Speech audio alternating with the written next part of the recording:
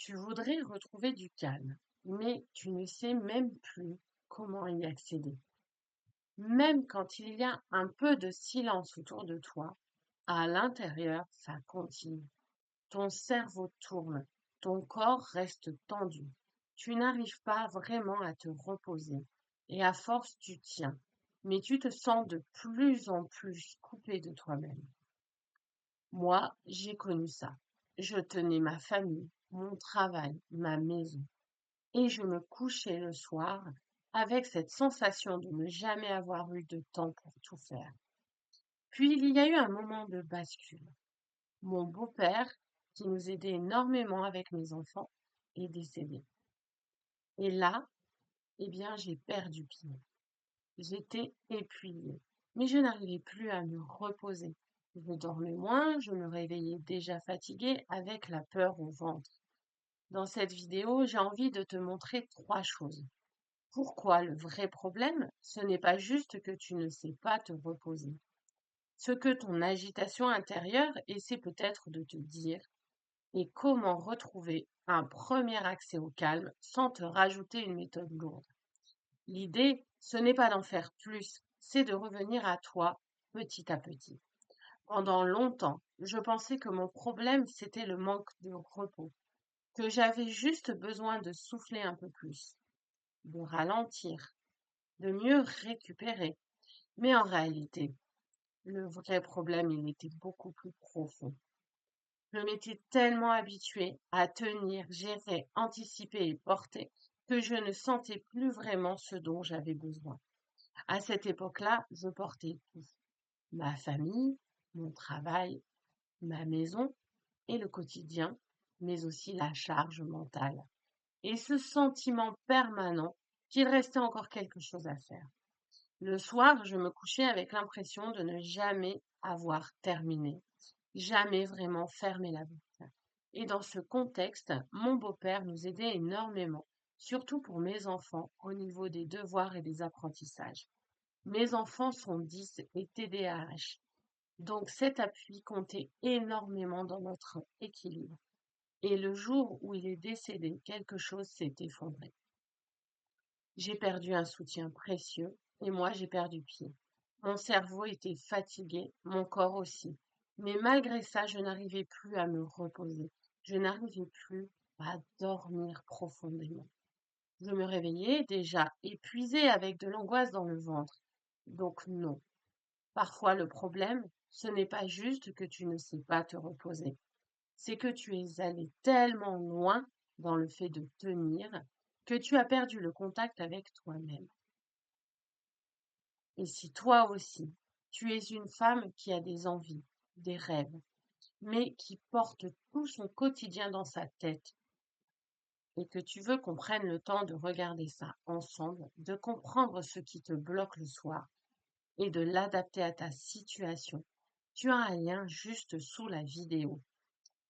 Quand on vit beaucoup d'agitation intérieure, on croit souvent qu'il faut la faire taire, la calmer vite, la gérer et la contrôler. Mais parfois, cette agitation est un message, pas quelque chose à écraser, quelque chose à écouter. À ce moment-là, je me suis mise à pleurer dans la journée. Je dormais de moins en moins et pourtant je continuais à tout prendre à bras le corps. Mon burn-out était en train d'arriver. Mais au lieu de regarder cette agitation, au lieu d'écouter cette anxiété, j'ai continué à avancer comme si je pouvais encore tout absorber. Avec le recul, je vois que cette agitation me montrait déjà beaucoup de choses. Elle me parlait du stress ambiant autour de mes enfants, de leurs besoins d'aide, de leurs besoins d'adaptation en classe.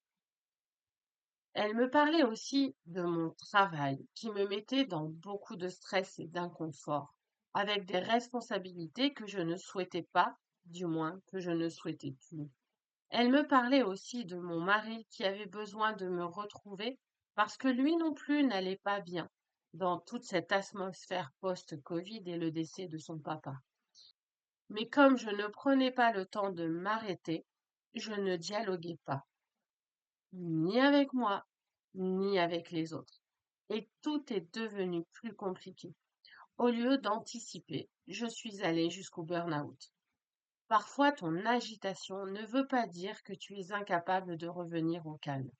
Elle veut dire qu'il y a déjà trop de choses en toi qui demandent à être regardées. Si cette vidéo te parle, tu peux mettre un pouce et t'abonner. Ça aide la chaîne à toucher d'autres femmes qui vivent elles aussi la même chose. Quand on ne sait plus revenir au calme, on imagine souvent qu'il faudrait une grande méthode, quelque chose de structuré, de parfait, de très puissant. Mais en réalité, le retour à soi recommence souvent par des choses très simples. Pour moi, ça a commencé par des gestes du quotidien. Le fait de passer de la crème sur mon visage, le fait de prendre un bain bien chaud. Ça m'a aidé à reprendre un peu de place, un peu de calme. Puis j'ai découvert d'autres moments, d'autres façons de revenir à moi. Je restais une demi-heure dans la nature à contempler les oiseaux, les arbres. J'ai pris aussi un chien. Je prenais le temps de vivre un peu plus lentement.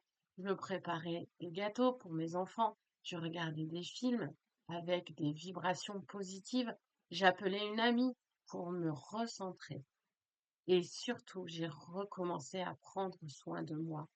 Pas d'une manière parfaite, pas d'une manière spectaculaire, mais d'une manière vivante. Revenir au calme, ce n'est pas forcément tout arrêter. C'est parfois recréer de petits espaces où tu peux enfin te retrouver. Donc si aujourd'hui, tu sens que tu voudrais souffler, mais que tu ne sais même plus comment faire, j'aimerais que tu retiennes ceci. Le vrai problème, ce n'est pas forcément que tu ne sais pas te reposer. C'est peut-être que tu as été tellement dans le fait de tenir, gérer, porter, que tu t'es peu à peu coupé de toi-même. Et quand on est coupé de soi, même le calme devient difficile à retrouver. Mais ce lien peut revenir petit à petit, avec douceur, avec présence, avec de tout petits gestes qui te ramènent à toi. Si tu veux aller plus loin, je t'invite à regarder la vidéo juste ici, 3 erreurs invisibles qui te gardent en mode j'ai pas le temps.